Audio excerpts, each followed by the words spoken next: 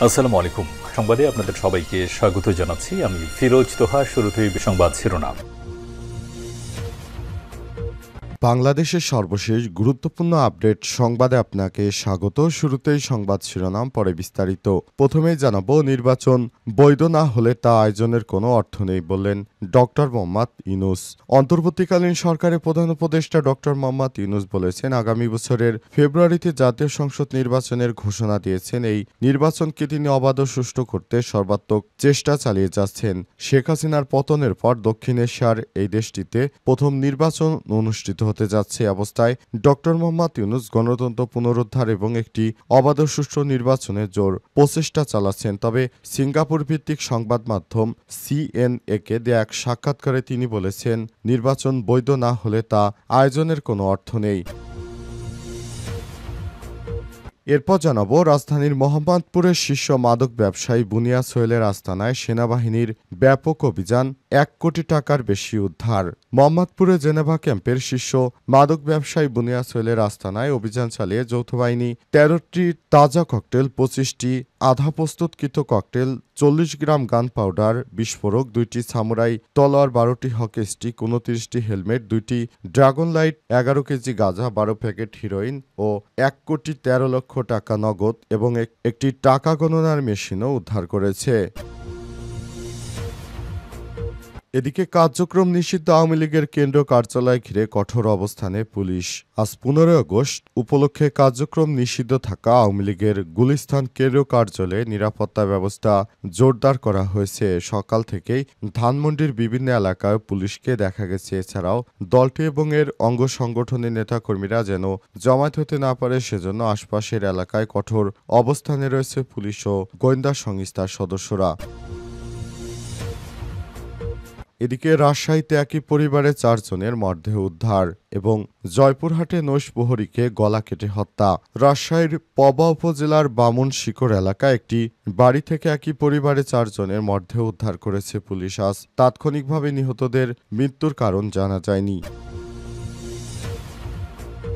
এবং সর্বশেষ জানাবো, এবার পাকিস্তানকে মোদির কঠোর হুঁশিয়ারি। সিন্ধু পানি চুক্তি স্থগিত করার নয়াদিল্লির সিদ্ধান্তের পরিপ্রেক্ষিতে প্রতিবেশী দেশ পাকিস্তানের পারমাণবিক হুমকির পর ইসলামাবাদকে কঠোর হুঁশিয়ারি দিয়েছেন ভারতের প্রধানমন্ত্রী মোদি। ভারতীয় সংবাদ মাধ্যম এনডিটিভির এক প্রতিবেদনে খবর নিশ্চিত করা হয়। ভারতের 89তম স্বাধীনতা দিবস উপলক্ষে লালকেল্লা থেকে দেওয়া ভাষণে মোদি বলেছেন, ভারত পারমাণবিক ব্ল্যাকমেইল সহ্য করবে না। ভারত পানি চুক্তিতে সম্মত নয় বলেও ঘোষণা দেন তিনি। প্রিয় দর্শক, এতক্ষণ শুনছিলেন সংবাদ শিরোনাম, এবারে বিস্তারিত। তবে তার আগে বন্ধুরা, অনুরোধ থাকবে এই সংবাদটিতে একটি লাইক দিন। এই চ্যানেলে আপনি নতুন হয়ে থাকলে আমাদের সংবাদটি দেখতে দেখতে চ্যানেলটি সাবস্ক্রাইব করে রাখুন। কমেন্ট করে বন্ধুরা আপনার মূল্যবান মতামত জানিয়ে দিন আপনি বিশ্বের কোন দেশ থেকে বা বাংলাদেশের কোন স্থান থেকে আমাদের সংবাদটি দেখছেন এবং শুনছেন। আর বন্ধুরা, এই সংবাদটি আপনার সোশ্যাল মিডিয়া ফেসবুকে শেয়ার করে বন্ধুদেরও দেখার সুযোগ করে দিন। কমেন্ট করে আপনার গুরুত্বপূর্ণ মতামত জানিয়ে দিন। এবারে বিস্তারিত। নির্বাচন বৈধ না হলে তা আয়োজনের কোনো অর্থ নেই বললেন ডক্টর মোহাম্মদ ইউনূস। অন্তর্বর্তীকালীন সরকারের প্রধান উপদেষ্টা ডক্টর মোহাম্মদ ইউনূস আগামী বছরের ফেব্রুয়ারিতে জাতীয় সংসদ নির্বাচনের ঘোষণা দিয়েছেন। এই নির্বাচনকে তিনি অবাধ ও সুষ্ঠু করতে সর্বাত্মক চেষ্টা করছেন। শেখ হাসিনার পতনের পর দক্ষিণ এশিয়ার এই দেশটিতে প্রথম নির্বাচন অনুষ্ঠিত হতে যাচ্ছে। এ অবস্থায় ডক্টর মোহাম্মদ ইউনূস গণতন্ত্র পুনরুদ্ধার এবং একটি অবাধ ও সুষ্ঠু নির্বাচনের জোর চেষ্টা চালিয়ে যাচ্ছেন। আজ সিঙ্গাপুর ভিত্তিক সংবাদ মাধ্যম সিএনএ-কে দেয়া এক সাক্ষাৎকারে তিনি বলেছেন, যদি নির্বাচন বৈধ না হয় তাহলে তা আয়োজনের কোনো অর্থ নেই। আমার কাজ হলো একটি গ্রহণযোগ্য, সুষ্ঠু, পরিষ্কার, উপভোগ্য নির্বাচন নিশ্চিত করা। প্রধান উপদেষ্টা আরও বলেন, আমরা এগিয়ে যাচ্ছি। এটি কখনোই সম্পূর্ণরূপে শেষ হওয়ার কথা নয়, কিন্তু এটাকে সমাপ্তির দিকে নিয়ে যাচ্ছি। আমরা নিজেরা স্থির করা লক্ষ্যবস্তুগুলো অর্জনের কাছাকাছি পৌঁছাচ্ছি। একটি লক্ষ্য ছিল সংস্কার, অনেক কিছু সংস্কারের প্রয়োজন, কারণ আমাদের রাজনৈতিক অবস্থা, নির্বাচন ব্যবস্থা ইত্যাদি সবকিছু আমরা ভাঙচুর অবস্থায় পেয়েছি। সুতরাং এই জায়গা থেকে অবশ্যই এগুলোকে সংস্কার ছাড়া আগামীতে নির্বাচনে গেলে নতুন করে আবার ফ্যাসিস্টের জন্ম হবে। সুতরাং এই দিকটি বিবেচনা করে অন্তর্বর্তীকালীন সরকার একটি সিদ্ধান্তে উপনীত হয়েছে, আর সেটি হচ্ছে একটি গ্রহণযোগ্য সুষ্ঠু নির্বাচন দেয়া। আর যদি সুষ্ঠু নির্বাচন না দিতে পারি তাহলে অন্তর্বর্তীকালীন সরকারের প্রধান উপদেষ্টা প্রফেসর ডক্টর মোহাম্মদ ইউনূস সেই নির্বাচন দিতে চায় না যে নির্বাচন সুষ্ঠু হবে। সুতরাং একটি সুষ্ঠু ও সুন্দর মানের নির্বাচন দিতে হলে অবশ্যই একটি ভালো মানের পরিবেশ দরকার, আর সে কারণে সবকিছু সুষ্ঠুভাবে তিনি সামলানোর চেষ্টা করছেন বলে জানান অন্তর্বর্তীকালীন সরকারের প্রধান উপদেষ্টা।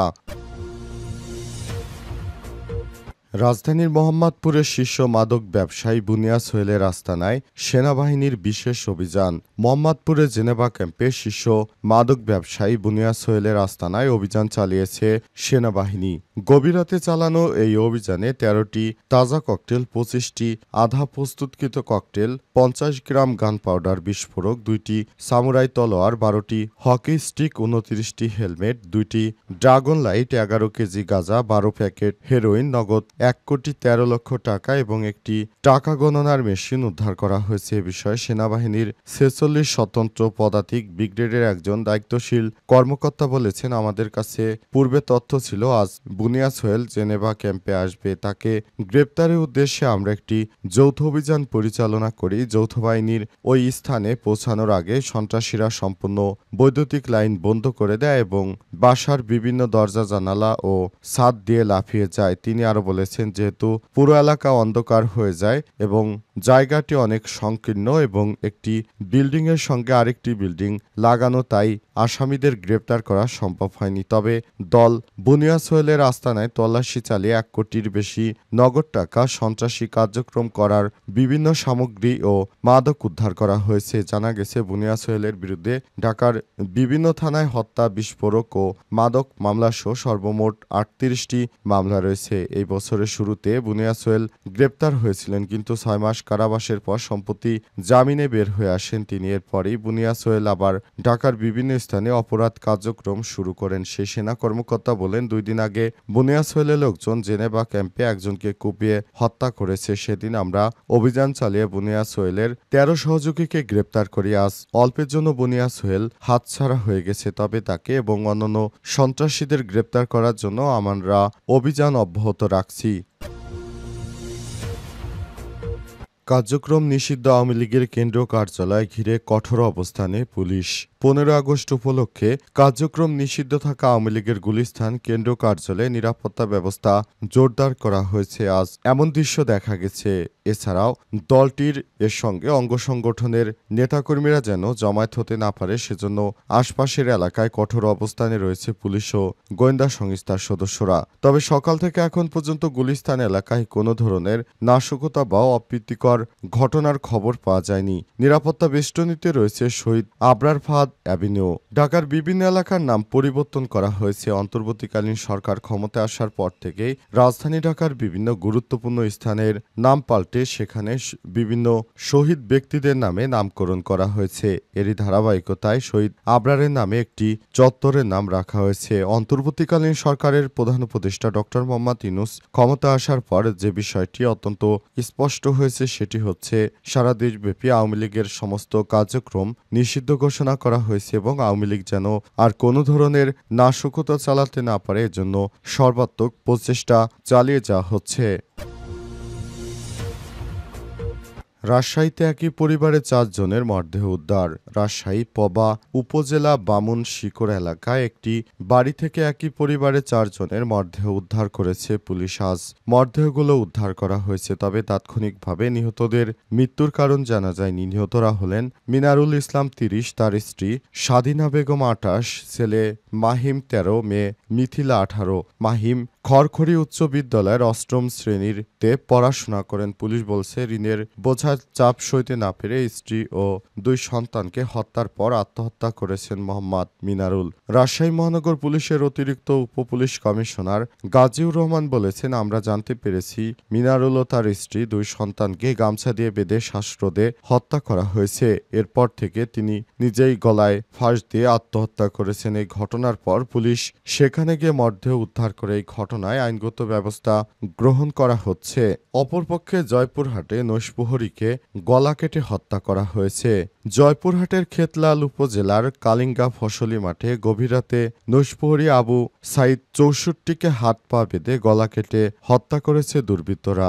আজ পুলিশ ঘটনাস্থলে পৌঁছে তার মরদেহ উদ্ধার করে। নিহত নৈশপ্রহরী আবু সাইদ 64 খেতলাল উপজেলার বড়াইল ইউনিয়নের বেলগাড়ি গ্রামের মৃত রিয়াজ ফকিরের ছেলে। পুলিশ ও স্থানীয়রা জানায়, প্রতি রাতে ন্যায় 14 আগস্ট রাত 9টার দিকে নিজ বাড়িতে রাতের খাবার খেয়ে পার্শ্ববর্তী কলিঙ্গা গ্রামে নূর মোহাম্মদের গভীর নলকূপ কলিঙ্গা ফসলি মাঠে পাহারা দিতে যান তিনি। রাতে ডিউটি শেষে প্রতিদিন সকালবেলা জামাইয়ের মুরগির সেটে মুরগিকে খাবার দেন তিনি। শুক্রবার সকালে শ্বশুর খামারে খাবার না দিতে গেলে জামাই শ্বশুরকে খোঁজ করে তার বাড়িতে পাননি। পরে মাঠের মধ্যে গভীর নলকূপে গিয়ে তাকে দেখতে পান। হাত পা অবস্থায় গলা কেটে তাকে হত্যা করা হয়েছে।